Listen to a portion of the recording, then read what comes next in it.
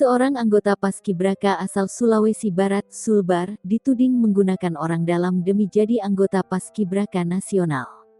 Siswi anggota Paskibraka Sulawesi Barat dibuli warganet karena menggantikan siswi dari sekolah lain yang gagal berangkat ke Istana Negara karena hasil tes COVID-19 reaktif. AFT adalah siswi salah satu SMA negeri di Mamasa, Sulawesi Barat yang mendapat serangan dari warganet karena dirinya ditunjuk jadi pengganti siswi lain yang gagal berangkat. Anggota Paskibraka yang gagal berangkat adalah Kristina, siswi yang juga berasal dari Sulbar. Karena alasan tes COVID-19, Kristina tak jadi berangkat untuk mengikuti upacara sebagai Paskibraka ke Istana Negara. Panitia kemudian menunjuk AFT sebagai Paskibraka pengganti Kristina.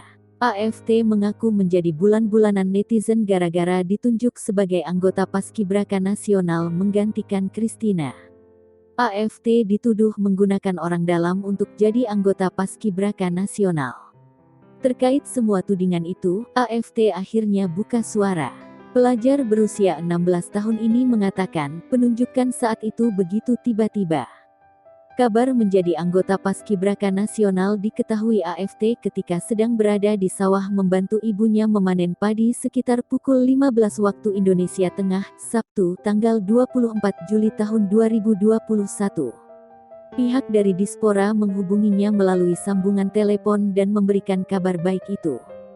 Permintaan itu langsung disetujui karena AFT menilai penunjukan merupakan bentuk tanggung jawabnya sebagai anggota Paskibraka.